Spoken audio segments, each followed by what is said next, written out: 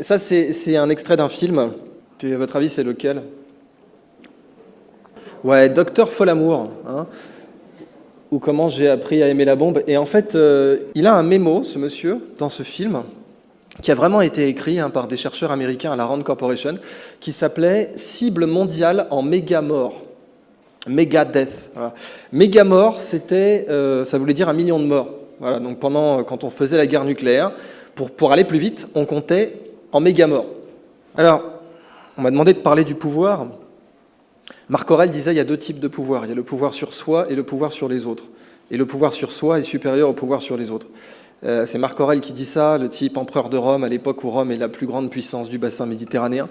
Il avait raison, parce que si vous avez du pouvoir sur les autres et pas de pouvoir sur vous-même, qui a du pouvoir sur vous-même? Si ce n'est pas vous qui avez du pouvoir sur vous, qui c'est qui a du pouvoir sur vous? Qui c'est qui vous dirige vos passions, votre connerie, ce que vous avez mangé le matin? On ne sait pas. Et donc, la question du pouvoir, elle commence là pour moi. Le pouvoir sur soi et le pouvoir sur les autres. Alors, pourquoi je vous parle de ça? Parce qu'un jour, il y a un gamin qui est venu me voir et qui m'a demandé « Idriss, toi qui as fait un peu de géopolitique, à quoi elle a servi la Première Guerre mondiale ?» Vous avez déjà posé cette question ou pas? Elle a servi à quoi la Première Guerre mondiale?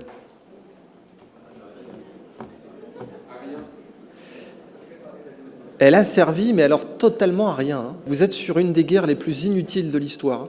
C'est-à-dire, imaginez, vous avez un VRP qui arrive, vous avez le Jean-Claude Convenant de la guerre, et il vous dit « j'ai un projet, ça coûte 17 millions de morts. Tu signes ?» Vous dites « mais j'ai quoi en échange ?» T'as un abonnement pour le 2e projet qui coûte 80 millions de morts, tu signes? Non, là, si vous n'êtes pas trop con, vous lui demandez non, mais j'ai quoi en échange concrètement? Une caisse de pinard, un écran plasma, un massage des pieds, je sais pas. Pour 17 millions de morts, on peut demander des choses, non? Et par exemple. Et là, le type, il vous dit non. Alors j'ai bien réfléchi. En fait, la meilleure invention, la meilleure invention, parce que la question qu'on peut se poser, c'est ça. Quelle invention la Première Guerre mondiale nous a amené? Alors, bon, il y a le lance-flamme, mais pour un gamin, je ne pouvais pas lui expliquer l'intérêt de... il y a le gaz sarin, mais pareil, non. L'avion, on l'avait déjà, hein. La voiture aussi. Non, en fait, la meilleure invention de la Première Guerre mondiale, j'ai beaucoup réfléchi, c'est le trench coat. Ça fait cher le manteau, quoi. Alors, ça, c'est une des origines méconnues de la Première Guerre mondiale. C'est la porte d'Ishtar à Berlin. Elle est visible au Pergamon Museum à Berlin. Et en fait, la question qu'on peut se poser, c'est qu'est-ce qu'elle fout là? Pourquoi elle est là, cette porte? Parce qu'en fait, les Allemands voulaient faire une voie de chemin de fer de Berlin à Bagdad pour s'approvisionner en pétrole.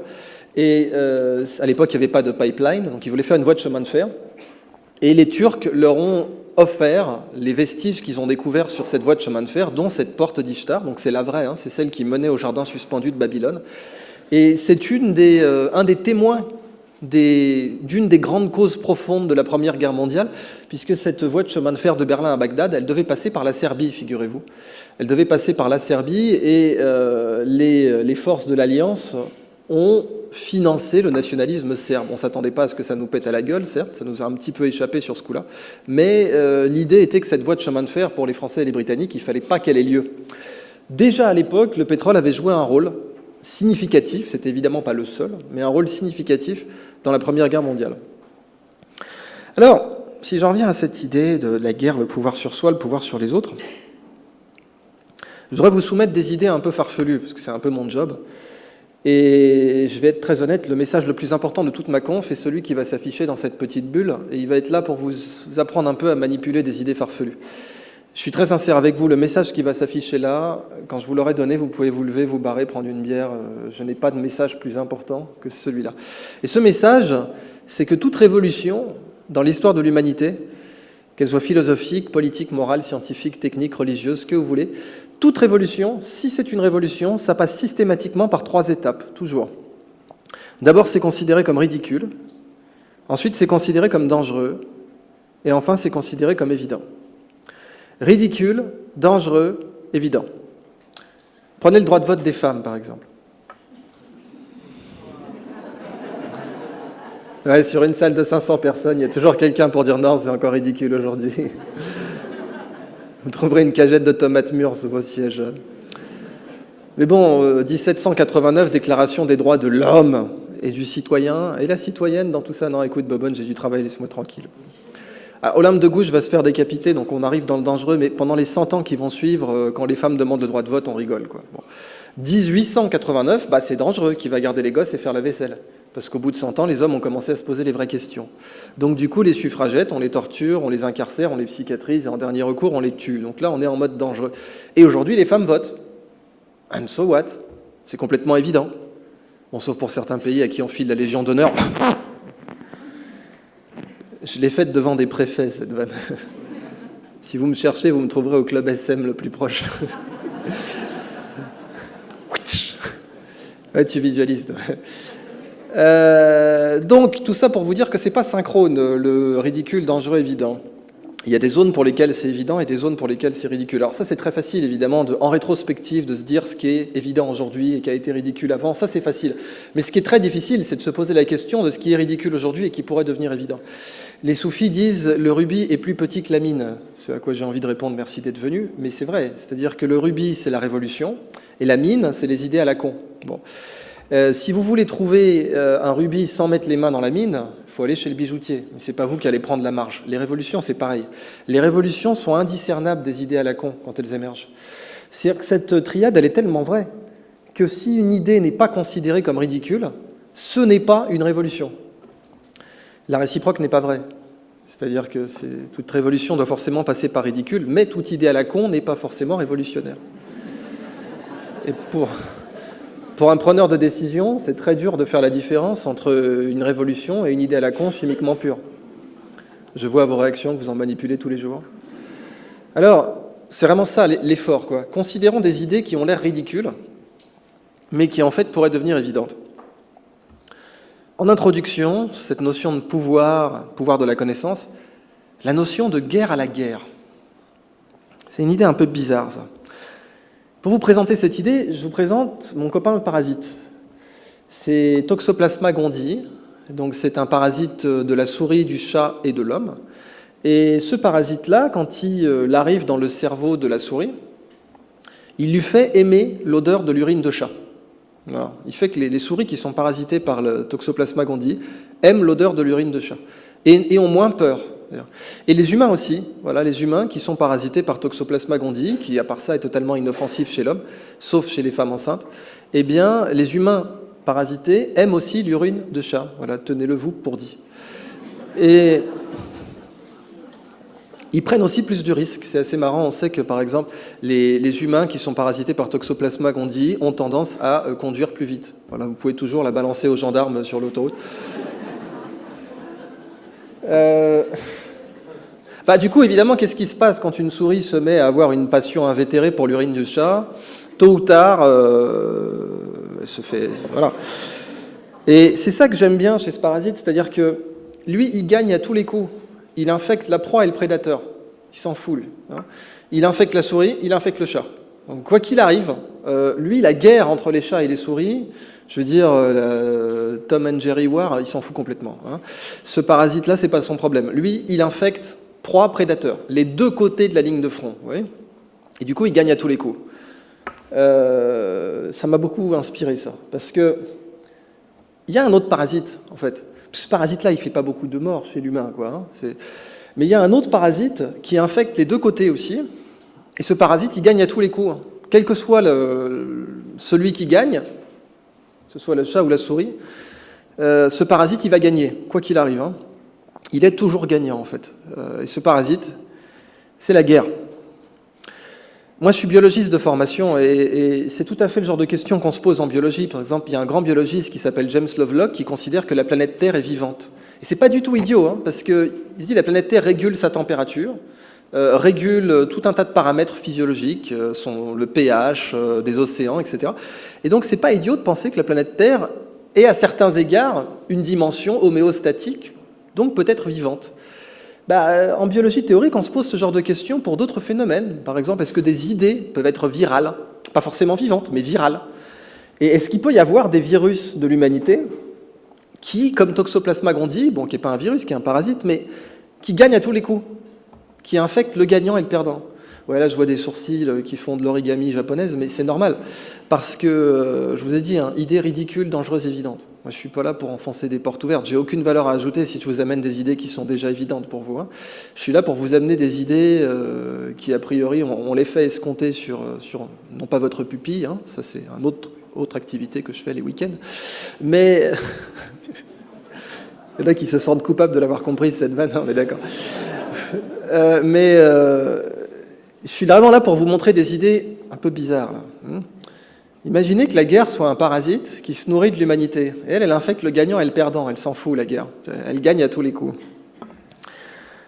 Bah, est-ce qu'on pourrait soigner ce parasite? Est-ce qu'on pourrait se guérir de ce parasite qui, comme encore une fois Toxoplasma gondii, infecte la souris et le chat et gagne à tous les coups?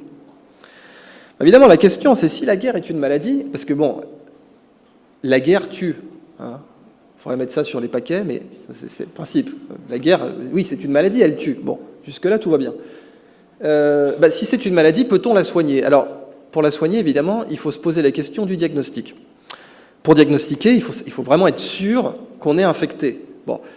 Toxoplasma gondii, par exemple, quand vous êtes infecté, il va se placer dans une zone du cerveau qu'on appelle l'amygdale et qui est responsable du sentiment de peur. Et quand elle est détériorée, on a donc moins peur. Donc en fait, Toxoplasma gondii, quand il arrive dans le cerveau, il va essayer de s'emparer d'un centre précis du cerveau. C'est son job. La guerre, quand elle arrive dans notre cerveau, elle fait quoi? Elle s'empare de quel centre, de quelles ressources? Parce que le principe d'un parasite, c'est ça, c'est qu'il va détourner vos ressources. Vérifions qu'on est bien infecté par un machin qui détourne nos ressources. Attention, une fois, le parasite, quand il vous infecte, il ne vous le dit pas. Hein, c'est aussi ça le principe. Hein. Alors, question, quel est le point commun entre l'université de Stanford et le drone Predator là, que vous voyez à côté?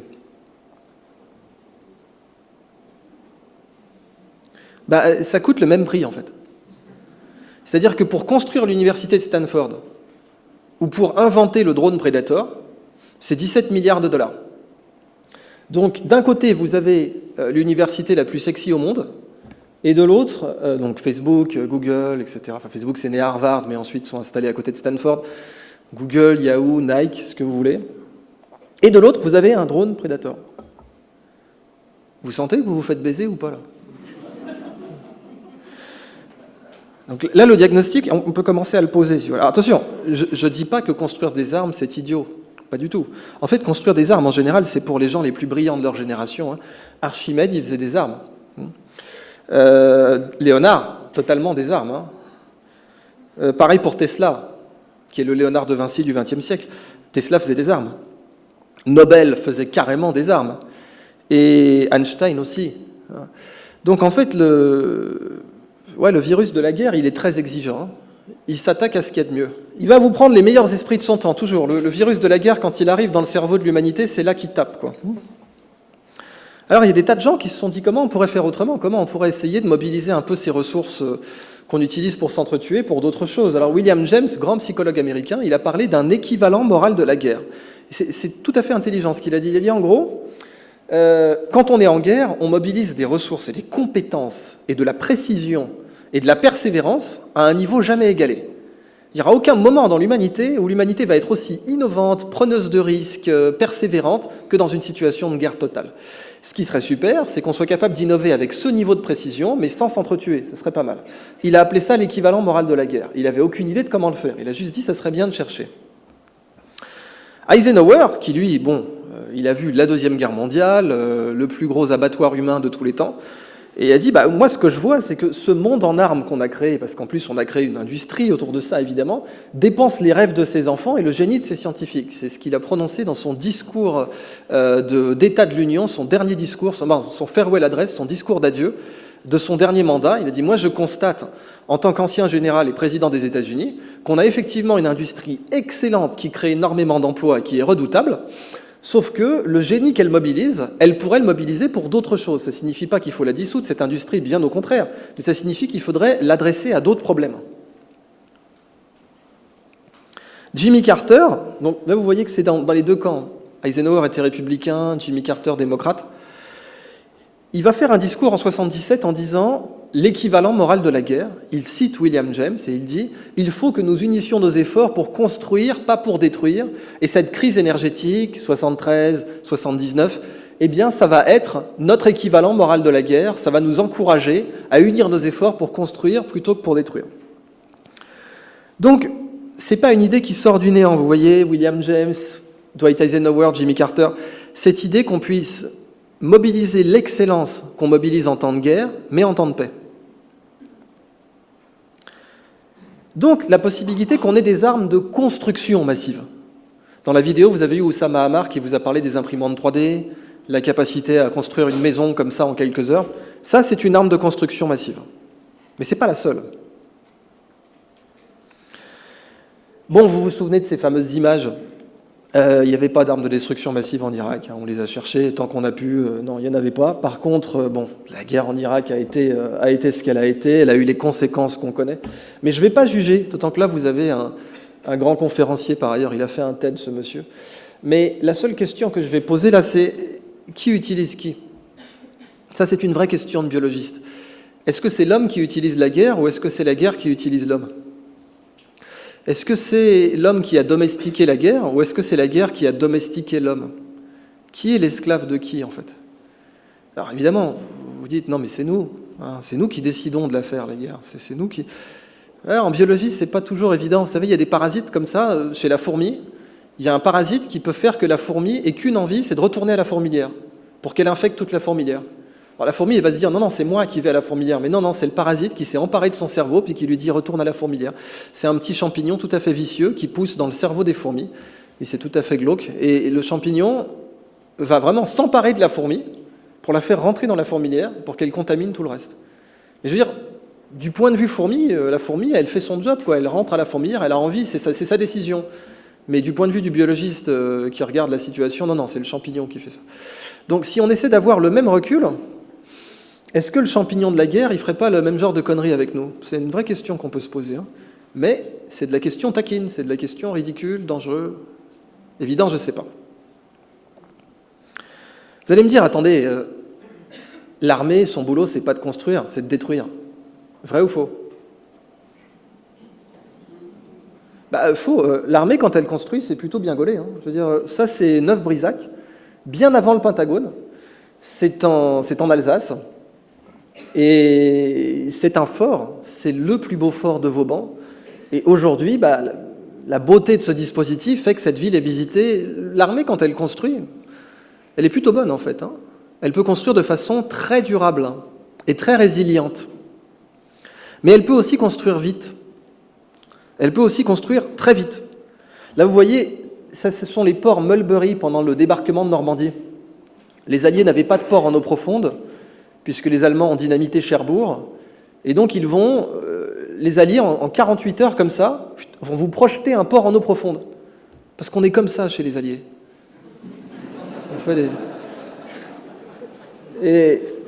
et ça va marcher. Les mecs sont capables, comme ça, tac, de vous faire un port en 48 heures. Donc, l'armée, en fait, quand elle construit, elle peut construire très longtemps, très durablement, mais elle peut aussi construire très vite. Plus vite que n'importe qui d'autre. Hein.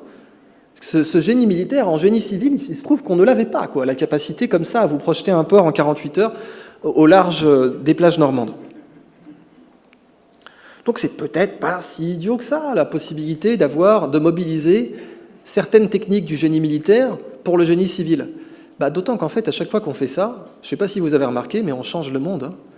À chaque fois qu'une technologie militaire passe dans le civil, elle change la Terre entière.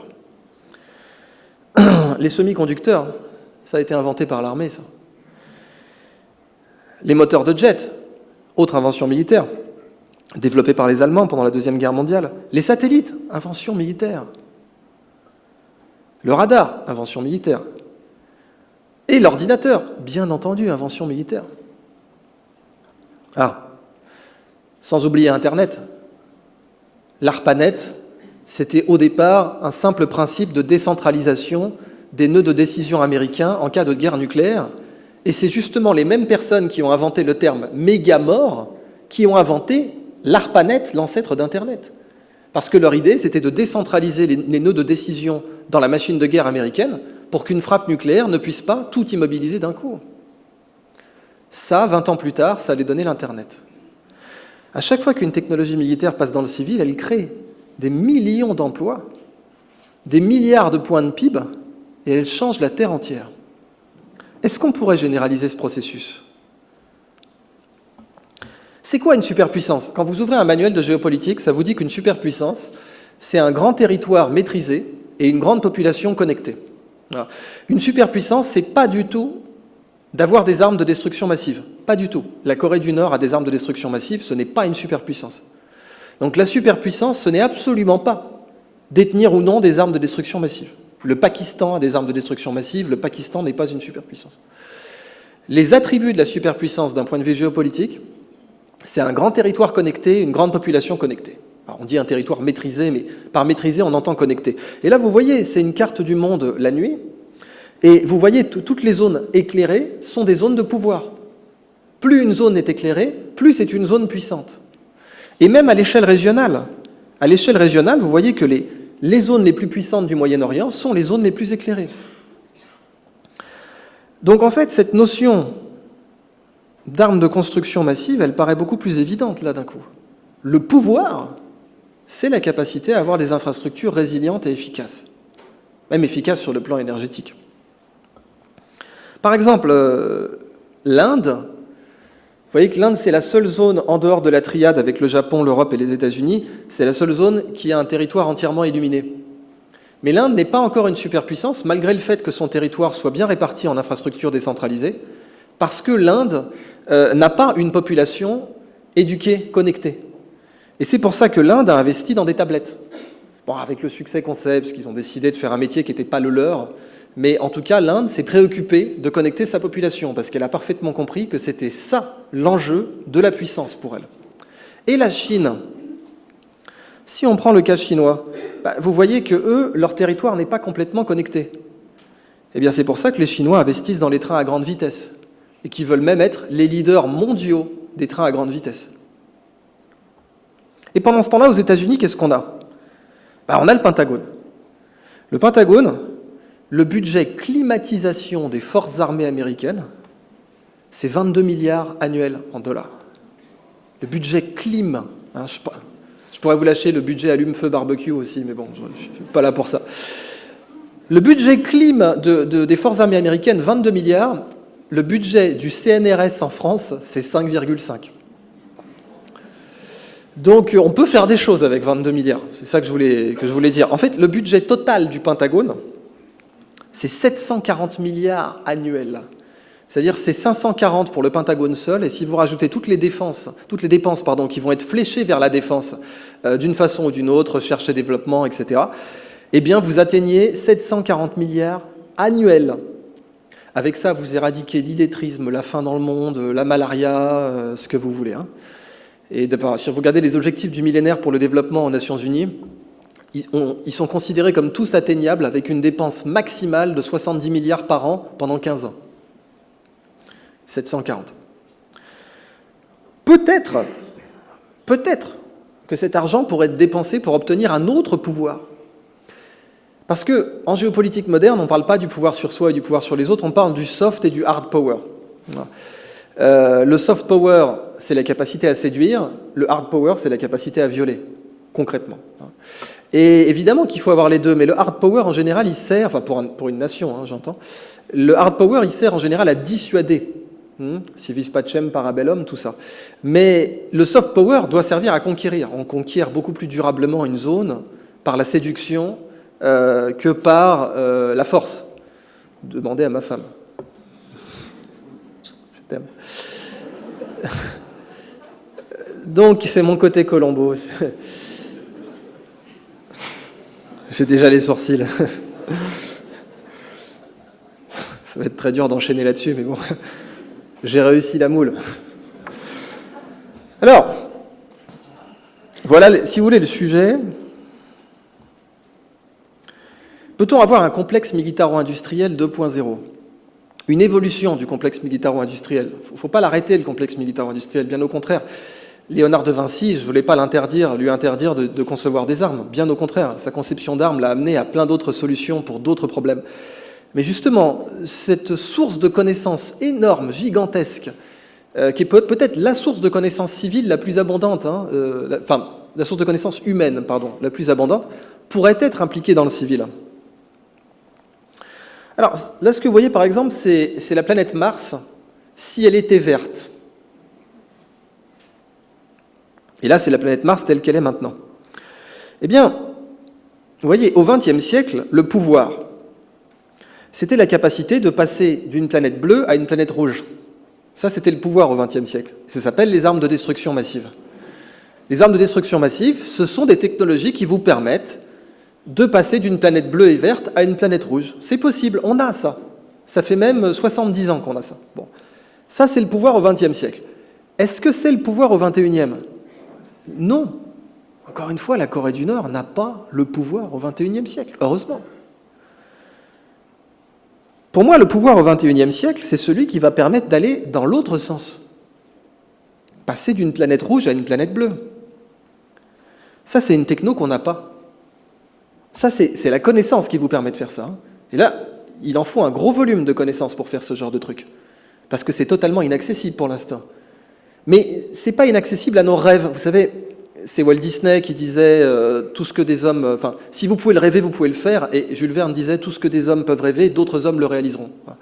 Eh bien, ça aujourd'hui, l'image que je vous montre là, c'est l'image du compte Twitter de la société SpaceX. SpaceX, la société d'Elon Musk, le patron de Tesla. Et Elon Musk, sur son pacte d'actionnaires, quand il a créé SpaceX, il a mis « Mon objectif, c'est d'aller sur Mars ». C'est lui qui a dit d'ailleurs « J'aimerais bien mourir sur Mars, mais pas à l'impact ». J'aime bien ce mec. Et donc cette image-là, il l'a mise sur son compte Twitter, le gars. Pour dire, SpaceX a 4 millions de followers. Ariane Space, 40 000. Faut pas rire. Parce que vous voyez l'enjeu qu'ils se sont posés, évidemment qu'on n'a pas la techno pour faire ça. Mais là, vous avez un enjeu qui est fascinant. Le pays, imaginez qu'une nation développe cette capacité au XXIe siècle. Mais le monde entier va l'adorer, cette nation. Cette nation sera la nation la plus puissante sur Terre. Une nation qui développerait cette capacité à ensemencer une planète pour la faire placer d'une planète morte à une planète vivante, vous pouvez être sûr que cette nation-là serait de très très loin la plus puissante sur Terre.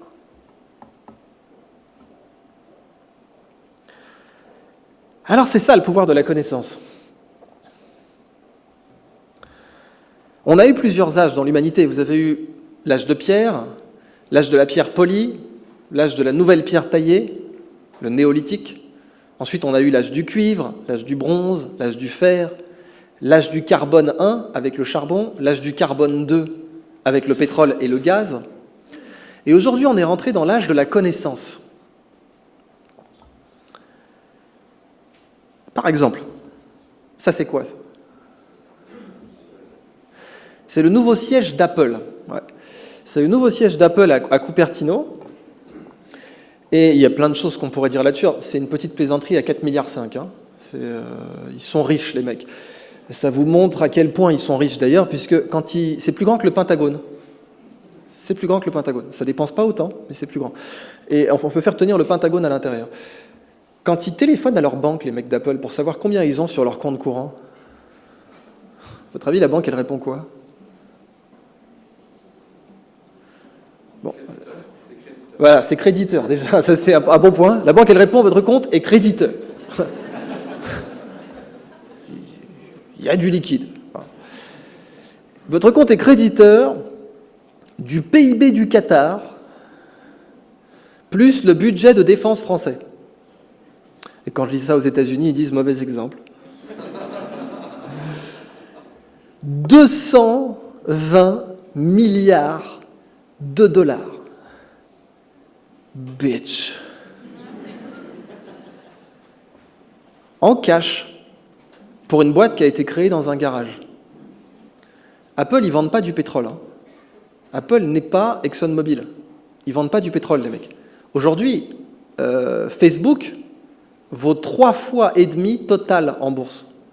Enfin, c'est même passé à 4 fois maintenant. Facebook vaut plus de 400 milliards en bourse aujourd'hui. Hein. Total vaut 92. Total, une société créée en 1927. Facebook créé en 2004. Facebook vend des données. Total vend du pétrole. La donnée est beaucoup plus chère que le pétrole aujourd'hui. Si vous vendez de la donnée, vous êtes un nouveau pétromonarque. C'est pour ça que Google est aussi riche. Apple, alors vous allez me dire, oui, ils vendent des machines physiques, mais les machines physiques qu'ils vendent, elles valent beaucoup plus cher que leurs composants pris séparément. Et les composants valent beaucoup plus cher que la matière première prise séparément. Et le différentiel entre la matière première et la machine finie, c'est de la connaissance. C'est de la marque, du marketing, des brevets, de la connaissance.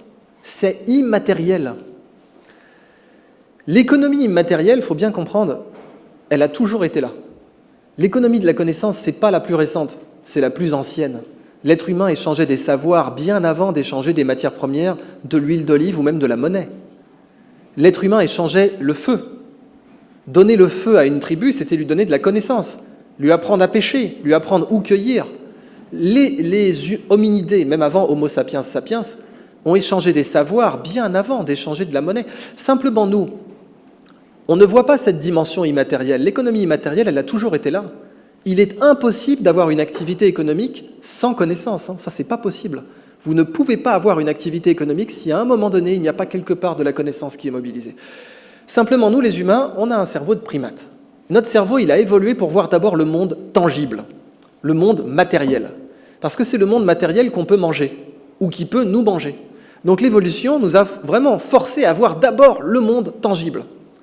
Et c'est pour ça que l'art abstrait est beaucoup plus chiant à regarder que l'art figuratif. Parce que l'art figuratif, c'est concret, notre cerveau comprend tout de suite. L'art abstrait, ça nécessite un effort. L'abstraction nécessite un effort intellectuel. Ça ne signifie pas qu'elle est impossible. La dimension abstraite de l'économie, elle a toujours été là, simplement, on a tendance à l'ignorer parce qu'elle nous demande un effort intellectuel. Si je reviens à ce siège-là, quand ils l'ont construit avec Norman Foster, parce qu'on ne se refuse rien, eh ben, ils voulaient que ça évoque la corbeille de fruits de l'Amérique, qui était le nom de la Californie. La Californie est un État agricole. Bien avant Hollywood, la Silicon Valley, les jeux vidéo ou même l'astronautique, la Californie était un État agricole. C'est encore là-bas qu'on fait le meilleur vin d'Amérique du Nord. Il faut la faire super vite ici. Donc ils ont replanté les abricotiers au centre et tout pour rappeler que la Silicon Valley, avant, c'était des vergers. Ça, c'est une influence du campus d'Apple. À votre avis, c'est quoi ?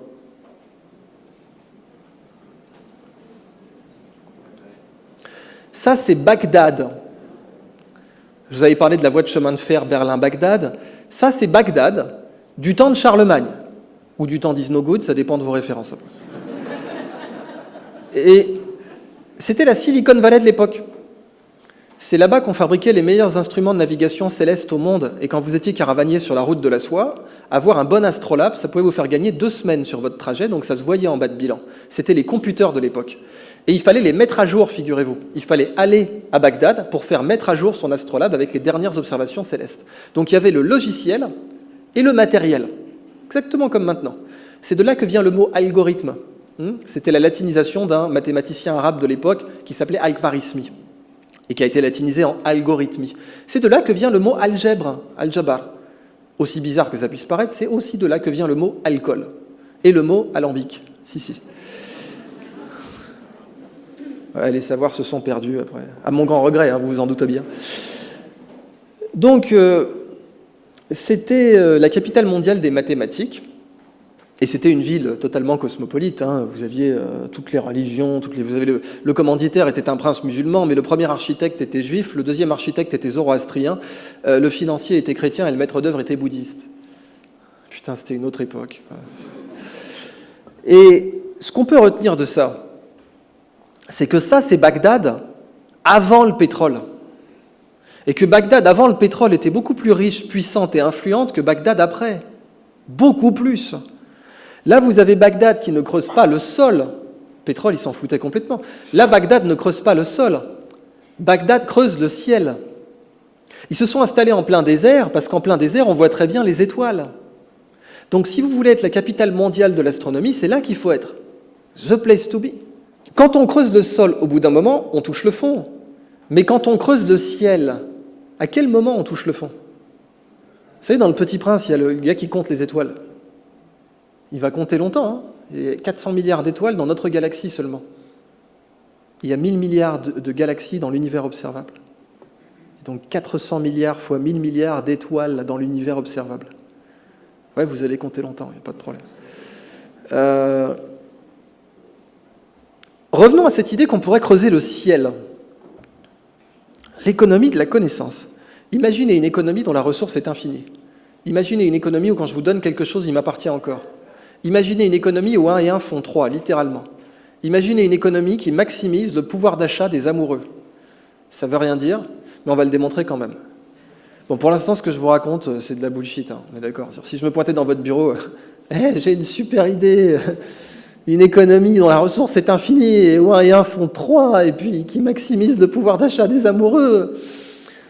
On dirait, écoute, j'ai du travail, laisse-moi tranquille. Tu fileras ton nom à la RH quand même. Mais là, j'ai 15 minutes, je vais essayer de vous démontrer tout ça. Bon, une économie dont la ressource est infinie, pourquoi ? Parce que la connaissance, comme la connerie, elle est infinie. Bon, ça change tout. Parce que le pétrole, c'est pas infini. Hein. Le jus d'orange surgelé, les carcasses de porc, la bauxite, le blé, c'est pas infini. Il n'y a rien de matériel et d'infini. Ça n'existe pas. Tout ce qui est tangible, tout ce qui est matériel est forcément fini. L'univers est très grand. Bon, l'univers observable, on ne parle pas des univers multivers, etc. Mais dans l'univers observable, tout ce qui est tangible est fini. Et en tout cas, sur Terre, c'est tout à fait le cas. Tout ce qui est tangible est fini, mais dans le monde immatériel, on peut avoir de l'infini. Donc, est-ce que ça voudrait dire qu'on pourrait avoir une croissance infinie si on la basait sur la connaissance ? Moi, je fais partie de ces gens qui pensent que l'être humain, il a un véritable désir d'infini en lui, qu'on ne peut pas lui retirer. L'être humain regarde les étoiles, explore, nos ancêtres partaient sur des canaux comme ça à la One Again dans le Pacifique sans savoir s'ils allaient trouver une côte. L'être humain a un désir intrinsèque d'infini, mais ce n'est pas dans le monde matériel qu'il va le trouver. Et quand ce désir d'infini tombe dans le monde matériel, il devient pathologique, surtout à notre époque. Parce qu'une croissance matérielle infinie avec une Terre finie, c'est pas possible. Alors on peut faire ce qu'on veut, c'est pas physiquement possible. Dans les océans, on sait qu'aujourd'hui on utilise 1,8 fois la planète Terre. Enfin, on peut pas continuer comme ça. Bon. Mais ça veut absolument pas dire que notre croissance doit s'arrêter. Alors, je suis pas du tout contre Pierre Rabhi quand il parle de décroissance, c'est de décroissance matérielle. Dans le monde immatériel, vous pouvez croître indéfiniment. Quand vous creusez un puits de pétrole, au bout d'un moment, vous pouvez dire « ça y est, j'ai sorti tout le pétrole du puits », mais à quel moment, par exemple, vous pouvez dire « j'ai extrait toute la connaissance possible » ? À quel moment vous pouvez dire « ça y est, j'ai extrait toute la connaissance possible » ? Si vous voulez remplacer connaissance par logiciel, par exemple, à quel moment vous pouvez dire « ça y est, j'ai écrit tous les logiciels possibles » ? À ce moment, il n'arrivera jamais, parce que l'ensemble des logiciels possibles, c'est un ensemble infini. À quel moment vous pouvez dire « j'ai écrit tous les livres possibles, peint toutes les peintures, tourné tous les films, fait tous les jeux vidéo » ? Et ça, ce sont des sous-ensembles de la connaissance possible. Donc on ne peut pas dire « j'ai extrait toute la connaissance possible ». Et c'est très bien de continuer à extraire de la connaissance. Alors vous n'êtes pas obligé de me croire sur parole, vous pouvez croire la Corée du Sud. Les Coréens exportent plus chaque année que les Russes. Quand j'ai commencé ces confs, ils exportaient 20% de plus. Aujourd'hui, ils exportent 100% de plus que les Russes chaque année. Alors qu'ils ont 3 fois moins d'habitants et 171 fois moins de territoire. Les Russes, ils ont tout en matière première. Pétrole, gaz naturel, bois, aluminium, strontium, uranium, bauxite, bauxite c'est de l'aluminium, diamant, mannequin, tout ce qu'il faut, quoi. Et malgré ça, ils exportent 100% de moins que les Coréens, enfin 50%, pardon, les Coréens 100% de plus. Les Coréens, qu'est-ce qu'ils nous vendent ? Des disques durs, des écrans, des systèmes de guidage satellite, des choses basées sur la connaissance. Le plus gros porte-conteneur au monde, il a été fabriqué en Corée, hein. Il est armé par CGA, CGM à Marseille, là, je ne sais plus comment on dit, il s'appelle le Jules Verne, mais il a été fabriqué en Corée. Et là, vous voyez Ubo Einstein, la mascotte du parc d'attractions sur la robotique à Séoul. Donc les Coréens, ils ont eu un ministère de l'économie de la connaissance. Hein. Ce n'est pas un hasard, hein, parce que chez eux, il n'y avait rien d'autre à faire. Et maintenant, ça s'appelle le ministère de l'économie tout court. De toute façon, il n'y a pas de matière première en Corée. Eh bien, ils ont décidé d'aller taper dans le puits de matière première qui est accessible à tout le monde pour peu qu'on creuse, et il s'appelle la connaissance, et il rapporte beaucoup plus. Par exemple, ils cultivent les océans, les Coréens. Donc là, vous voyez au large des côtes coréennes, d'abord des algues pour faire du biocarburant, et ensuite pour faire des algues alimentaires. Alors, pourquoi ? Parce que l'économie de la connaissance, elle a des règles très bizarres. D'abord, les échanges sont à somme positive. Qu'est-ce que ça veut dire ? Si je vous donne 20 €, ils ne sont plus à moi. Si je vous donne 20 euros, ça fait moins 20 pour ma compta, plus 20 pour votre compta, moins 20 plus 20 égale 0, on appelle ça un échange à somme nulle. Si je vous donne 20 euros, ils ne sont plus à moi. Mais si je vous donne de la connaissance, elle est encore à moi. Là, je suis en train de vous donner de la connaissance, elle ne sort pas de ma tête. Si la connaissance sortait de ma tête à chaque conf, vous auriez une aubergine à la parmigiane en face de vous. J'espère que ce n'est pas le cas. Il y a eu une vraie hésitation. Donc, c'est la base. Un briquet, on peut le donner qu'une seule fois. Du feu, on peut le donner plusieurs fois. Sa montre, on peut la donner qu'une fois. L'heure, on peut la donner plusieurs fois. Bon, l'heure, c'est immatériel. La montre, c'est matériel. La connaissance, on peut la donner autant de fois qu'on veut. C'est plutôt une bonne nouvelle. En fait, c'est ce qu'on appelle en management la loi de Soudoplatov, d'après Serge Soudoplatov, qui l'a énoncée chez IBM en 84. Elle était connue des anciens, mais lui, il l'a dit d'une façon limpide. Quand on partage un bien matériel, on le divise. Quand on partage un bien immatériel, on le multiplie. Voilà. Si je partage une pizza avec vous, la part individuelle est inversement proportionnelle au nombre de gens. Plus on est de fous, moins il y a de pizza. Mais si jamais je partage avec vous une pizza de connaissance, et c'en est une, eh bien la part individuelle de cette pizza de connaissance ne dépend absolument pas du nombre de gens présents. Si je fais rentrer 200 personnes de plus dans la salle, ça ne va pas diminuer votre part. Et là, si on en revient à la guerre, c'est super intéressant. Parce que l'origine la plus fondamentale de la violence, en biologie, je ne parle même pas chez l'humain, ce qui fait qu'un chien il grogne si vous taquinez sa gamelle, ou qu'un chat va siffler sur un autre chat, c'est que quand on partage un bien matériel, on le divise. Et que le bien matériel, ça soit une barquette de croquettes ou une escalope de mammouth braisée au miel ou un puits de pétrole, dans tous les cas, si moi j'en prends, ça en fait moins pour vous. La source la plus fondamentale de la violence en biologie, c'est le fait que quand on partage un bien matériel, on le divise. Dans le monde immatériel, ce n'est pas le cas. Plutôt une bonne nouvelle. Les échanges de connaissances, par contre, ils prennent du temps, ça c'est une mauvaise nouvelle. Et oui, faire un chèque de 20 euros ou un chèque de 20 millions d'euros, ça prend une signature dans les deux cas. Ça prend aussi longtemps de signer un chèque de 20 qu'un chèque de 20 millions. Les transferts de propriété sont instantanés, à tel point qu'il y a du trading haute fréquence aujourd'hui. Dans la limite légale et la nanoseconde, on a le droit d'échanger un sac de riz 1 milliard de fois par seconde sur les marchés financiers aujourd'hui. Donc ça, ok, les échanges de propriété sont instantanés. Mais la connaissance, elle prend du temps. Je ne peux pas vous donner cette conférence en une nanoseconde. Un transfert de connaissances, il demande du temps. Donc les échanges de savoir prennent du temps. Ça, c'est plutôt une mauvaise nouvelle, contrairement aux échanges de propriété. C'est-à-dire que oui, si vous achetez un brevet, c'est un temps zéro, ça ne prend pas de temps, mais lire le brevet et le comprendre, ça prend du temps. Les combinaisons de savoir ne sont pas linéaires. Qu'est-ce que ça veut dire ? Si je prends 20 euros et 20 euros et que je les mets ensemble, ça fait 40 euros, c'est linéaire, 20 plus 20 égale 40. Si je prends un sac de riz et un autre sac de riz et que je les mets ensemble, ça fait 2 sacs de riz, c'est linéaire, 1 plus 1 égale 2. Mais si je prends 1 kilo de connaissances et un autre kilo de connaissances et que je les mélange, ça ne fait pas 2 kilos de connaissances, ça en fait 3. Parce qu'à chaque fois que vous regroupez 2 savoirs, vous créez systématiquement un 3e savoir, qui est au pire trivial mais non nul, ou au mieux révolutionnaire. Alors ça donne cette petite équation toute mignonne. Ouais, je vais faire une parenthèse. On a tellement dégoûté les gens des mathématiques en France qu'il est prouvé aujourd'hui qu'il y a certaines personnes, quand on leur montre une équation, il y a une partie de leur cerveau qui s'active, qui dit en gros « n'essaye même pas ». Je sens qu'il y en a qui se sentent concernés. Alors, dites-vous bien que votre cerveau est comme un smartphone, vous pouvez désinstaller des applications. Votre cerveau, il a des applications qui ont été installées par le constructeur ou par vos parents, mais dans tous les cas, vous pouvez en désinstaller certaines. Le seul problème, c'est que le smartphone, il est gentil, il vous met la liste des logiciels. Votre cerveau, il ne vous met pas la liste. Donc c'est un vrai effort d'aller chercher la liste des logiciels à désinstaller. Et il ne faut pas tous les désinstaller non plus, bien sûr. L'adolescence, on appelle ça l'âge bête parce que c'est l'âge auquel on se rend compte qu'on peut installer et désinstaller des trucs. Alors évidemment, du coup, on fait n'importe quoi. Voilà. Moi, typiquement, j'avais une banane Lacoste en bandoulière. Voilà, bon, et les vrais dossiers qui vont circuler ce soir, je préfère vous prévenir. Mais désinstaller cette impuissance apprise dans votre tête, cette équation, elle est super simple, tout le monde peut la comprendre. Elle dit juste savoir. K, c'est pour savoir, knowledge en anglais. Savoir A et B, le triangle veut juste dire et. Savoir A et B ensemble, dans la même parenthèse, c'est plus que savoir A et savoir B séparément. Ça, c'est super intuitif. Si vous remplacez A par étalon et B par jument, on est d'accord que si vous avez un étalon et une jument dans le même enclos, tôt ou tard, ça vous fera plus que s'ils sont dans 2 enclos séparés. Ah. Ouais, Bon, la connaissance, c'est pareil.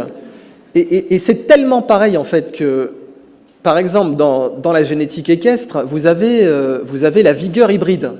C'est-à-dire que vous prenez un étalon arabe et une jument anglaise, ça va vous donner un beau anglo-arabe qui sera plus vigoureux que les parents pris séparément et qui sera meilleur en course, par exemple.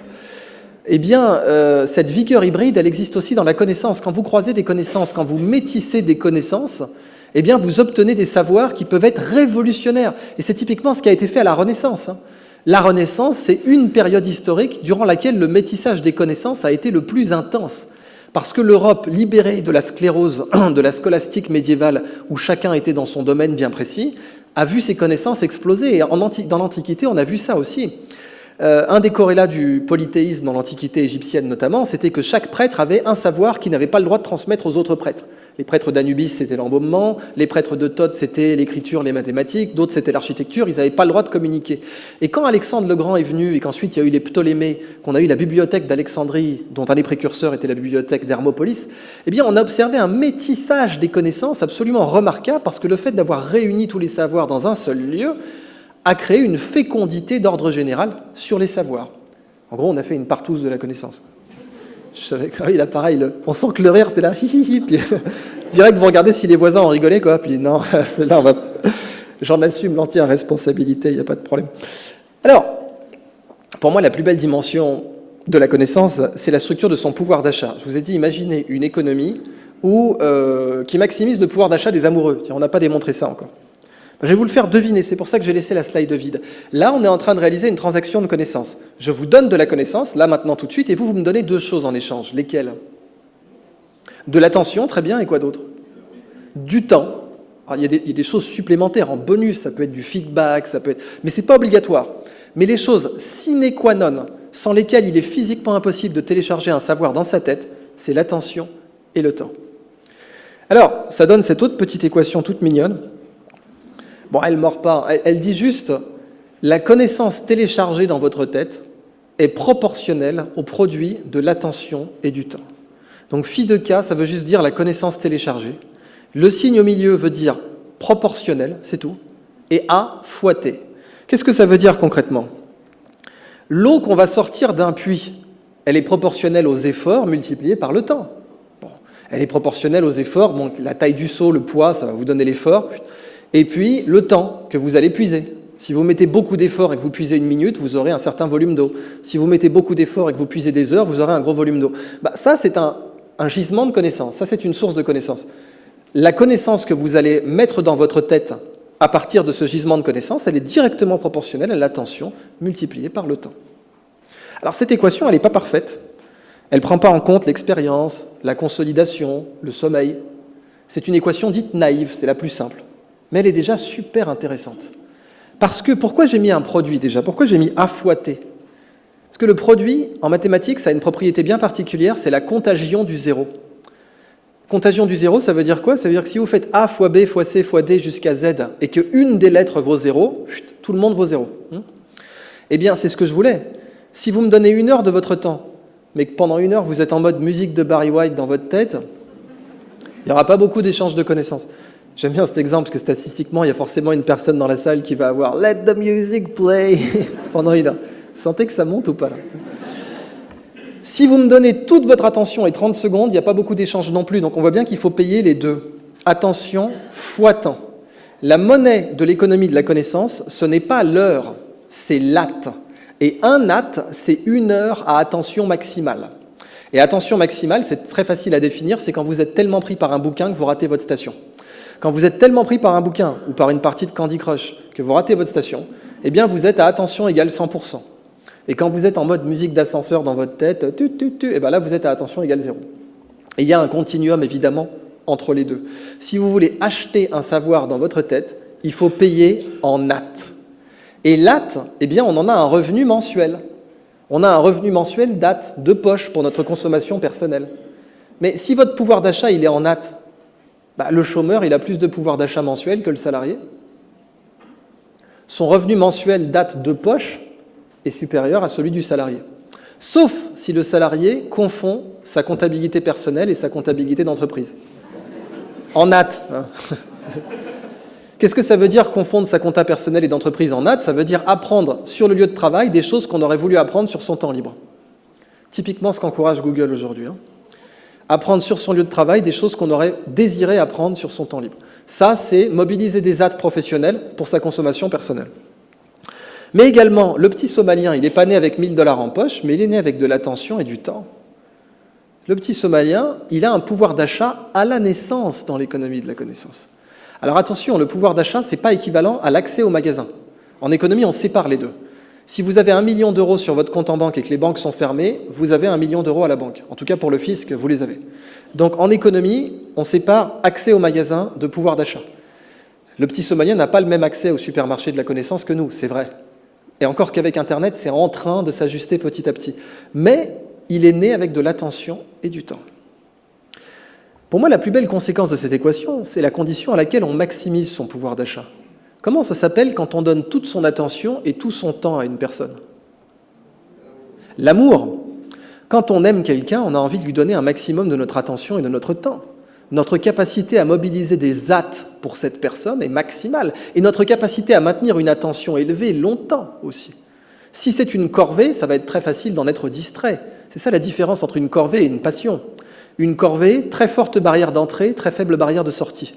Très forte barrière d'entrée parce que c'est dur de commencer une corvée. Et c'est très facile d'arrêter. Une corvée, vous rentrez chez vous, vous êtes fatigué, vous n'avez pas envie de vous y mettre.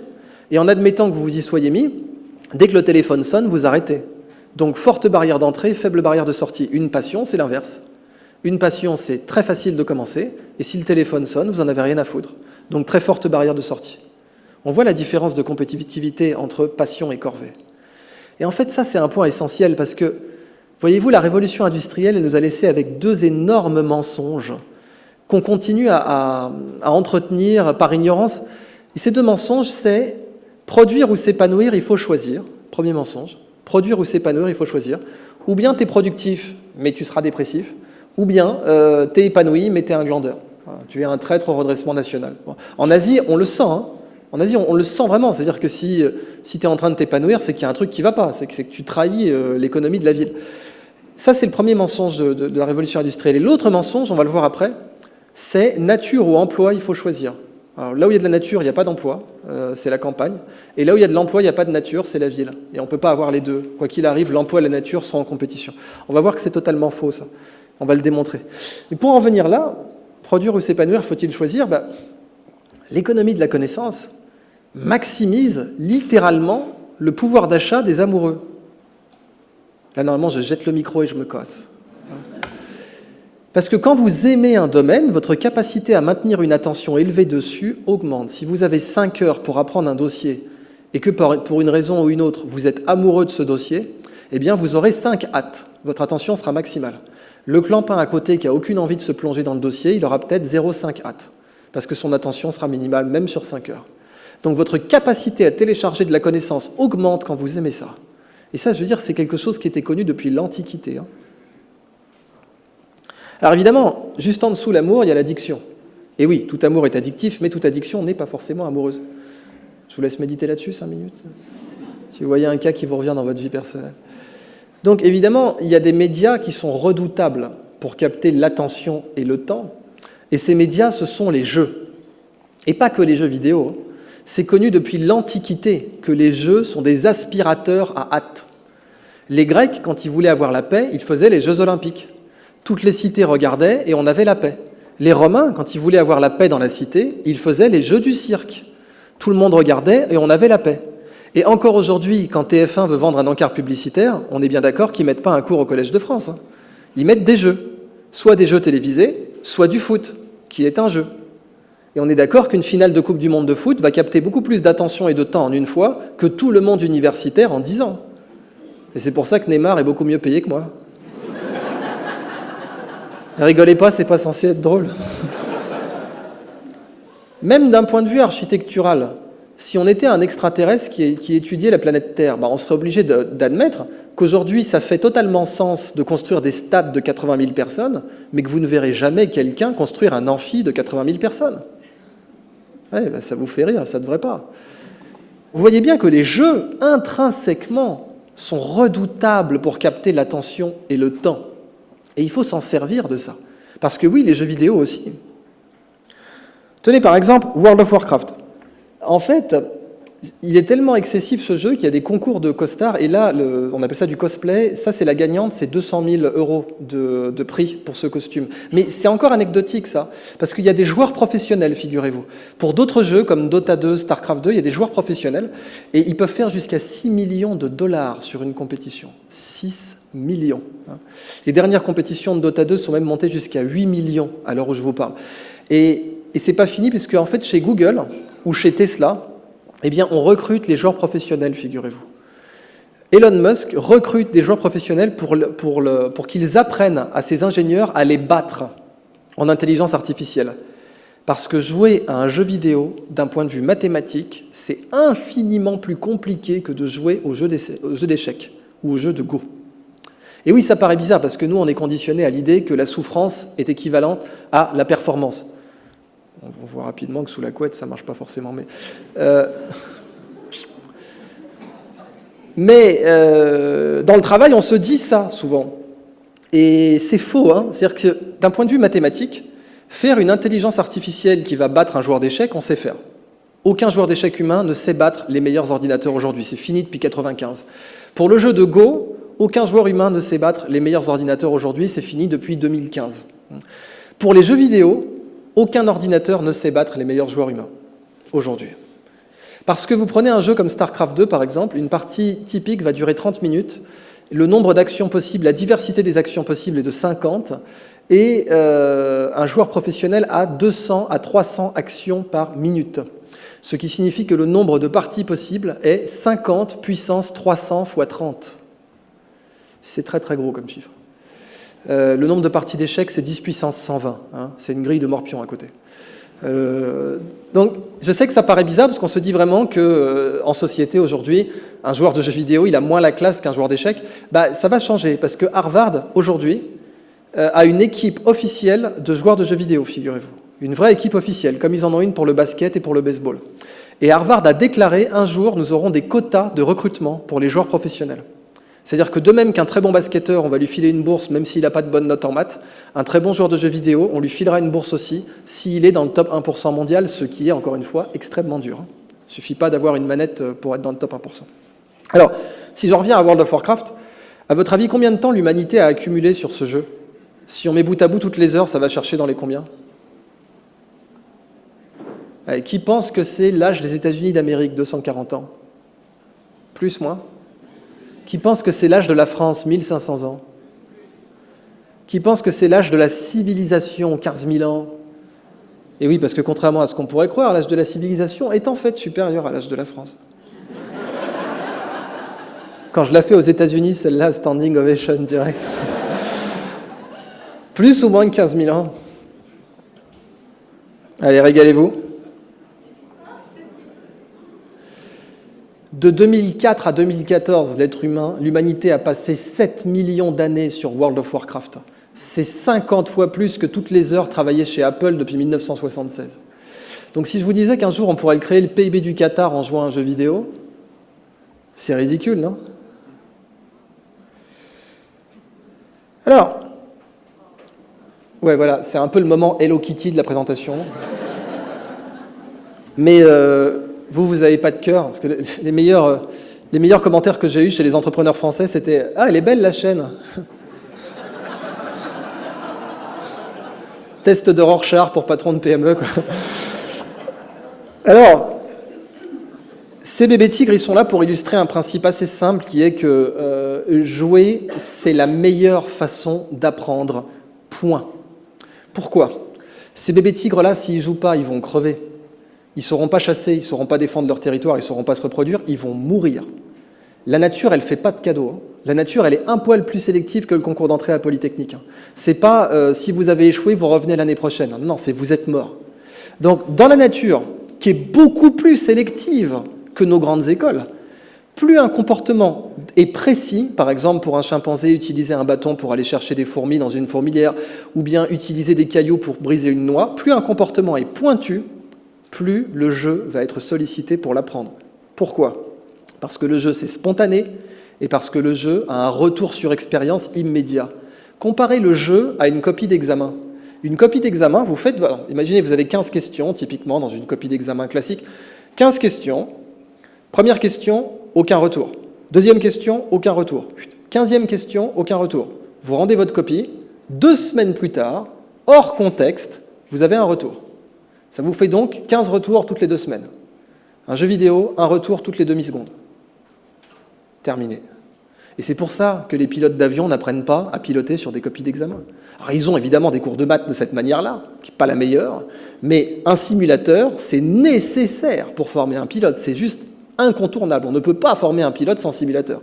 Pourquoi ? Parce que le temps d'apprentissage, si on avait un feedback toutes les 2 semaines, serait beaucoup trop long pour former un pilote. Et plus les connaissances vont devenir pointues, plus il va falloir un apprentissage où le temps de feedback est ultra intense. La fréquence de retour, c'est ça qui vous fait un apprentissage de qualité. Et il faut l'augmenter. Il faut de l'apprentissage haute fréquence, de même qu'on a du trading haute fréquence. Alors, voyons, au passage, tous les mammifères jouent pour apprendre, tous. Et plus un animal est intelligent dans la nature, plus il joue. On me dirait, une corrélation, c'est pas forcément un lien de cause à effet, mais on a démontré un lien de cause à effet. Les dauphins jouent, les corbeaux jouent, les perroquets jouent, les poulpes jouent. Et bien sûr, les tigres ou même les gazelles jouent. Prenez par exemple ce petit piaf, c'est l'oiseau jardinier satiné. Quand il est amoureux, il fait un nid. En fait, alors je vais utiliser ma capacité de rebondissement conchilicole qu'on a testé tout à l'heure. En fait, cet oiseau, il a une petite plume bleue sur l'épaule, vous allez tout de suite comprendre. Et cette plume bleue est très virile. Voilà, elle est un signe de masculinité exacerbée et en fait, il va l'amplifier en mettant des trucs bleus tout autour de son nid. Cette notion d'amplifier sa virilité existe aussi chez l'humain. Vous vous demandez vraiment comment je vais rebondir là-dessus. Alors, c'est pas du tout ce que vous croyez, bande de vicelards. C'est le succès de la veste de costard, figurez-vous. Ce qui fait que la veste de costard, c'est un vêtement qui a très très peu évolué. Ça fait 150 ans que c'est plus ou moins la même. Des fois, la longueur change un peu, le nombre de boutons croisés ou pas. Mais je veux dire, c'est un vêtement qui a gardé une base quasiment du professeur Tournesol jusqu'à maintenant, quoi. Eh bien, la veste de costard, ce qui fait qu'elle marche aussi bien, c'est qu'elle amplifie la ligne en V, en fait. Vous savez, la carrure en V, c'est un déterminant sexuel masculin chez l'être humain, avec des épaulettes qui sont en plastique. C'est un Wonderbra pour homme, concrètement. Vous ne verrez plus jamais. Bon, bref. Alors, ce petit piaf, quand il est amoureux, il construit un nid richement décoré. Bon, vous voyez, ce piaf, là, il veut choper, concrètement. Et puis, il va danser autour de son petit nid, voilà. Et chez ce piaf, il y a un nid pour choper et il y a un nid pour élever les enfants. Ça vous rappelle rien ? C'est une blague en 2 temps, ça. Alors, qu'est-ce qu'il illustre, ce petit piaf ? Il illustre les 3 P de l'amour. Quand on est amoureux, ce qui se passe dans notre cerveau, c'est qu'on va être plus précis, plus persévérant et prendre plus de risques. Précision, persévérance, prise de risque. Ça, c'est quelque chose que vous retrouvez dans la plupart des parades nuptiales un peu compliquées. Vous voyez, ce nid, il est au niveau du sol. C'est super risqué pour un oiseau, ça, prise de risque. Aller chercher les bouchons de bouteille, et l'oiseau sait les dévisser en plus, figurez-vous, ça c'est très précis, c'est un QI élevé pour un oiseau, c'est de la précision. Et puis, persévérance, et oui, si jamais la femelle ne veut pas de lui, eh ben, il va recommencer. J'ai beaucoup appris de cet oiseau. Précision, persévérance, prise de risque. Eh bien, les Japonais ont ce concept-là qu'ils appellent ikigai. C'est en gros, fais ce que tu aimes, fais ce que tu sais faire, fais ce dont le monde a besoin et fais ce pourquoi tu peux être payé parce qu'il n'y a aucune honte à ça. Et l'ikigai, donc la raison d'être, eh bien, c'est le summum de la compétitivité, selon les Japonais, mais c'est aussi le summum de l'épanouissement. Vous voyez bien qu'on peut avoir les deux, en fait. Et si on donne un petit exemple, je pourrais vous filer les slides si vous voulez. Je vous présente Wallace Chan, le plus grand bijoutier sur Terre. Et Wallace Chan, il n'était pas du tout prédisposé à être bijoutier puisqu'il était moine bouddhiste. Donc je vous parle d'un métier qui ne vous prédispose pas à taquiner de la pierre précieuse tous les 4 matins non plus. Lui, un jour, il a eu le déclic, il s'est dit « je veux tailler des pierres, il n'y a rien qui m'excite plus que ça ». Et ses parents lui ont dit « mais t'es dingue, je veux dire, t'as que ton sari, faut arrêter avec cette ambition-là, ça te mènera nulle part ». Pendant plus de 20 ans, il va être obsédé par ça, il va aller à Hong Kong, faire des petits boulots, habiter dans une chambre de bonne, acheter des pierres, se faire arnaquer. Je vous passe Péripéties, tribulations de Wallace Chan en Chine. Et il va avoir les plus grandes difficultés du monde à percer, mais quand il va percer, ça va vous donner ça. Le mec, il refuse des ventes à 210 millions de dollars. Il a fait un collier, c'est même pas celui-là, c'est un truc encore plus dingue que celui-là. 210 millions de dollars. Là, vous voyez, c'est pierre sur pierre, c'est-à-dire que les grosses pierres sont tenues entre elles par les plus petites. C'est pas du métal qui les tient, ce sont d'autres pierres. C'est genre la technique Tenon-Mortaise, quoi. C'est de la folie. Là, vous voyez une amétrine avec une petite sculpture à l'intérieur. Et là, une technique de taille qu'il a brevetée qui s'appelle la Wallace Chan, où il vous fait un petit portrait à l'intérieur d'une pierre. Donc, Wallace Chan, pour moi, c'est l'exemple parfait du cerveau humain dopé à l'amour. C'est-à-dire que c'est l'équivalent humain du petit Piaf qu'on a vu tout à l'heure. La bio-inspiration, c'est quoi? C'est la science qui vous dit que le plus gros gisement de connaissances sur Terre, c'est la nature, en fait. Vous ne trouverez pas de gisement de savoir plus vaste et plus profond que la nature. Parce que la nature, ça fait 4 milliards d'années qu'elle fait de la recherche et développement. Vous savez, Apple, ils sont riches, ça fait 40 ans qu'ils font de la recherche et développement. La nature, elle en fait depuis 4 milliards d'années. Donc évidemment que les solutions qu'elle a découvertes sont complètement dingues et valent beaucoup plus cher que les solutions d'Apple, si on savait les commercialiser. La nature est une bibliothèque. Simplement, nous, on a brûlé les livres au lieu de les lire. Si vous filez un livre à un chimpanzé, il va le voir comme un objet physique, comme un objet tangible. Pour un chimpanzé, un livre, c'est un objet physique, ce n'est pas un objet intellectuel. Nous, on sait lire, on sait que la vraie valeur dans un livre, ce n'est pas son papier, ce sont ses lettres.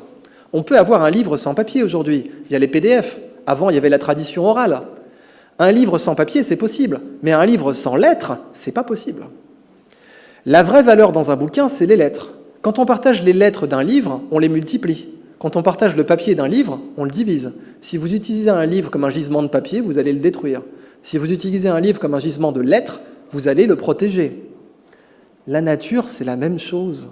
Il y a beaucoup plus de pognon à faire. Vraiment, je parle d'une façon la plus terre-à-terre. Il y a plein de gens qui m'ont reproché d'utiliser les notions comptables, le pognon, le capital, dans la préservation de la nature. Et je leur disais, les gars, moi, le mec qui va au supermarché avec ses Tupperware, j'ai pas besoin de lui parler. Il pèse aucune part de marché dans la pollution mondiale. Si vous voulez résoudre la pollution mondiale, il faut parler le langage des pollueurs. Et le langage des pollueurs, c'est le bas de bilan. Quand vous arrivez et que vous leur dites, non, mais sans polluer, tu vas gagner beaucoup plus, je vous prie de me croire qu'il va vous écouter, le mec. La nature, si vous avez hérité d'une bibliothèque de votre grand-père, la meilleure façon de faire de l'argent avec, c'est pas de la vendre au kilo, c'est de la louer. Et c'est de vendre non pas le papier, mais les lettres. Si vous avez hérité une bibliothèque de votre grand-père et que vous êtes gourmand, vous allez vendre les livres comme ça au rabais. Mais ce n'est pas là-dessus que vous allez faire le plus d'argent. Imaginez, vous avez vendu un livre 10 balles, et en fait, il y a un expert qui arrive qui dit « Ouais, mais ce que tu as vendu, c'est une édition originale des Fleurs du Mal, ça coûte 15 000. » « Ah oui, mais je l'ai déjà vendu, merde. » La nature, c'est ça. C'est exactement ça qu'on a fait avec la nature. On a vendu des espèces, on les a détruites, quoi, pour faire un petit billet, alors qu'on aurait pu faire beaucoup, beaucoup plus. Il ne faut pas opposer nature et prospérité. La nature est le meilleur modèle de prospérité sur Terre. Elle part d'une île volcanique vierge et elle vous en fait New York, la nature, avec des arbres, avec des services, avec des échanges d'énergie, de matière. La nature est le meilleur modèle de prospérité sur Terre. Un petit exemple, ça c'est du silicium imprimé par une algue, une diatomée. Il y en a dans l'air qu'on respire, là. Son squelette est en silicium. Quand une diatomée imprime du silicium, ça donne ça. Quand nous, on imprime du silicium, ça donne ça. La diatomée le fait dans un verre d'eau. Dans une goutte d'eau de mer, vous avez des puces Intel Core i7 qui flottent. Et elles flottent en nous narguant depuis 60 millions d'années. La nature est high-tech. Elle est tellement high-tech qu'on ne sait pas la reproduire. Je vais vous prendre un autre exemple au pif, la tour Eiffel. Elle est plus légère que le cylindre d'air qui la contient. Vous voyez, vous prenez le cylindre d'air qui contient la tour Eiffel, il est plus lourd que la tour elle-même. Et ce tour de passe-passe architectural et d'ingénierie, il est rendu possible parce que Koechlin, l'ingénieur en chef d'Eiffel, avait copié le tissu osseux humain. Donc il s'était inspiré du fémur humain. Et ça a donné tout un tas de planches intéressantes pour alléger les bâtiments en architecture. Samsung étudie cette petite sèche parce que c'est le meilleur écran connu sur Terre. Nous ne connaissons pas d'écran plus performant que cette sèche à l'heure actuelle. Donc vous voyez, imaginez, c'est comme un devoir sur table. Le devoir sur table, c'est les nouveaux écrans, dissertés. Vous avez 10 ans. C'est un examen compliqué, hein. C'est les gros joueurs qui peuvent y participer. Alors vous avez l'élève Samsung, vous avez l'élève Google, vous avez l'élève LG, l'élève Microsoft, l'élève Apple, puis ils sont tous là en train de plancher sur l'examen, hein, qui est super dur. Mais l'élève Samsung, dans sa petite poche, il a la petite sèche qui lui donne toutes les réponses.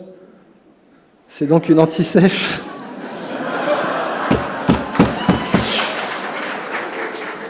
Hidriss Aberkane, humoriste. Mariage, première communion, bar mitzvah. Bon, cette blague à 2 balles est là pour illustrer un concept simple qui est le raccourci R&D. Avant, on faisait une bibliographie quand on voulait faire de la recherche. Maintenant, on fait une physiographie, c'est-à-dire qu'on va voir dans le vivant. On va aussi regarder les bouquins du vivant. Le vivant fait de la recherche, c'est même le meilleur chercheur sur Terre. Et ce chercheur, il faut lire ses productions, parce qu'elles sont brillantes. Allez, un dernier exemple. Bah tiens, je veux dire, là, on n'est plus dans la petite sèche. Je vous parle quand même de Léon de Bruxelles au départ. Hein. On est sur... Bon, et ben effectivement, on ne connaît pas de colle plus performante que le byssus de moule à l'heure actuelle. C'est-à-dire que cette colle que les moules utilisent pour s'agripper au rocher, c'est la colle la plus performante sur Terre. Elle est plus performante que les colles de la NASA, que les colles de l'armée. Elle fonctionne à basse température, haute température, résiste aux UV, résiste aux flambements et aux forces de torsion des vagues, etc. Et elle colle sous l'eau et sur surface non nettoyée. C'est complètement dingue. On ne connaît pas de colle aussi performante. Figurez-vous que c'est une soie, qu'elle est tissable, on peut faire des vêtements avec. Il y a une tombe à Budapest dans laquelle on a retrouvé des vêtements en byssus de moule. Donc il y avait toute une filière, on la jette aujourd'hui. Et c'est aussi le meilleur fil suturant connu sur Terre, d'où la petite blague, les mecs, fermez les plaies avec le fil, pas le coquillage. Allez, un dernier exemple, ce sera vraiment mon dernier. Ce petit coquillage est hautement toxique. Il est hautement toxique. Vous savez, en général, dans la nature, hein, ce qui est flashy est venimeux. C'est une règle. Hein. Ce qui est kitsch et flashy dans la nature a tendance à être vénéneux. Il y a plein de bébêtes hein, qui respectent cette règle fondamentale. Les guêpes, les frelons, les abeilles, les amanites tumouches. Alors, ce petit coquillage ne déroge pas à la règle. Il est super toxique et une toxine foudroyante, ça n'a pas de prix en biologie. Hein. En biologie, une toxine foudroyante, c'est une balance de précision, si vous voulez. Ça vous sert à étudier les cellules avec un niveau de détail jamais atteint. Du coup, elle vaut une fortune. À votre avis, combien ? Au kilo, on va placer la barre très haut, on va partir de l'or, 35 € le kilo, 35 000, pardon, 35 000 € le kilo, qui dit mieux ? 250, c'est plus. 500 000, c'est plus. Allez-y, hein, c'est pas comme si c'était votre argent. Le million, c'est beaucoup plus. 10 millions, c'est plus. Allez, je vous laisse faire le calcul. « 800 millions de dollars le kilo. L'or et le platine, c'est du terreau de jardin en comparaison. Et c'est même pas une vanne. Hein. Si vous comptez le nombre de sacs de terreau à géranium que vous pouvez acheter chez Truffaut avec 1 kilo d'or, oui, j'ai calculé ce chiffre. Hein. Ma vie, c'est de la merde. Eh bien, vous verrez que c'est le même nombre de lingots d'or que vous pouvez acheter avec un sac avec 1 kilo de muconotoxine. Aujourd'hui, ce coquillage est vendu 3 $ sur les marchés en Papouasie-Nouvelle-Guinée comme souvenir. Ils pêchent le coquillage, ils le tuent et ils le vendent 3 $. J'ai un business model qui marche. Imaginez votre grand-père vous a cédé un Léonard de Vinci dans un joli cadre et vous dites « Super, je vais devenir marchand de cadres ». Bon, allez, la conclusion de tout ça, c'est que je vous filerai le support, vous aurez d'autres conférences sur Internet, vous pouvez voir. C'est qu'en plus, la nature, non seulement elle nous humilie en permanence parce qu'elle fait de meilleurs produits que les nôtres, regardez les semi-conducteurs, les écrans, la nature nous met toujours 2 claques. Première claque, mon produit est meilleur. Deuxième claque, mon procédé industriel est meilleur aussi. La nature le fait sans polluer. La nature pollue 0 et elle fait de meilleurs produits en plus gros volume. Prenez le cas des semi-conducteurs, c'est frappant. Si on pouvait fabriquer des semi-conducteurs dans les volumes de la nature, enfin du silicium dans les volumes de la nature, mais on aurait des puces Intel dans nos chaussettes. Et c'est probablement ce qui va arriver d'ailleurs. Donc, on pourrait en plus abolir le déchet si on arrivait à produire comme la nature. Si on produisait comme la nature, nous n'aurions plus de déchets et nous serions plus compétitifs. Ça, c'est la perspective de fin, si vous voulez. Alors, en conclusion, ça, c'est la nature. C'est la nature par Alphonse Mucha. Enfin, on m'a dit qu'il fallait dire Mucha, mais quand je dis Mucha, personne ne comprend. Quand je dis Mucha non plus. En fait, vous le connaissez, c'est le type qui faisait ces belles publicités Art Nouveau à la fin du 19e. Et il a fait aussi des sculptures. Ça, c'est la nature par Alphonse Mucha. Question, que peut-on dire de la nature d'après cette sculpture? Elle est bien gaulée, quand même. Bon, la nature est belle. La valeur économique de la beauté de la nature, c'est une évidence. Je veux dire, c'est pas dans le ridicule, c'est dans l'évident. Un appartement avec vue sur parc a plus de valeur qu'un appartement avec vue sur parking. Et c'est même pour ça qu'on s'est réunis ici, nous. Bon. Donc la beauté de la nature, je veux dire, c'est tellement évident qu'à New York, si vous arriviez en proposant de bétonner Central Park, les New-Yorkais diraient non. Même si vous sortiez des milliards de bénéfices, ils vous diraient non, non, on garde Central Park. Central Park, c'est plus grand que Monaco. Monaco, c'est le foncier le plus cher au monde. Les New-Yorkais refuseraient malgré tout de bétonner Central Park. Donc, je veux dire, c'est déjà une évidence, ça. Mais au-delà, elle est entièrement en or, la nana. La nature, c'est une golden girl. Si vous bossez avec elle, vous êtes riche. De toute façon, si l'humanité divorce de la nature, elle ne pourra pas retourner habiter chez ses parents. Donc, ou bien on soigne notre mariage. Vous connaissez sans doute la blague des deux planètes qui se rencontrent. Alors, comment tu vas? Bah, pas très bien. J'ai chopé des humains. Donc j'ai de la température, c'est logique. Et l'autre planète répond: ah, t'as chopé des humains? T'inquiète, ça dure pas longtemps. Allez, en conclusion, tout ce qu'on a vu là, peut-on imaginer une économie de la paix qui soit plus rentable que l'économie de guerre, de sorte que même l'industrie militaire s'y intéresse et investit spontanément dedans, sans qu'on ait à la forcer? Économie de la connaissance, imaginez une économie dont la ressource est infinie. Bio-inspiration, imaginez que la source principale de cette ressource infinie, ce soit la nature. Eh bien, tout ce qu'on a vu là, ça se résume à une seule question. Nous, les êtres humains, comment on s'est appelés en tant qu'espèce? C'est quoi notre nom d'espèce? Homo sapiens, sapiens. Il n'y a plus d'excuses, là. On s'est auto-baptisé l'homme sage, sage. Parce qu'il y a eu Néandertalensis qui enterrait ses morts, qui faisait du feu, tout ça, mais nous, on s'est auto-baptisé l'homme sage, sage. Il faut assumer derrière. Ça fait 250 ans qu'on a décidé de s'appeler comme ça. La seule question à se poser, c'est ça. Est-ce qu'on est Homo sapiens materialensis? Non, ça fait 250 ans qu'on a dit qu'on ne s'appelait pas comme ça. Ou est-ce qu'on est Homo sapiens, sapiens pour de vrai? Et allez, en conclusion, j'aimerais me livrer à une petite expérience avec vous. J'ai un peu dépassé. Levez-vous, s'il vous plaît. Levez-vous, ça va vous dégourdir les jambes. Allez-y, faites-vous plaisir. J'ai beaucoup dépassé. Je m'en veux de vous avoir laissé comme ça, assis. Ça fait du bien.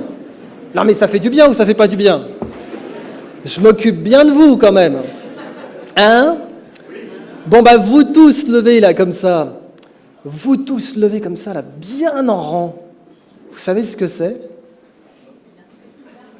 C'est la façon la plus dégueulasse d'avoir une standing ovation, bien sûr. Merci!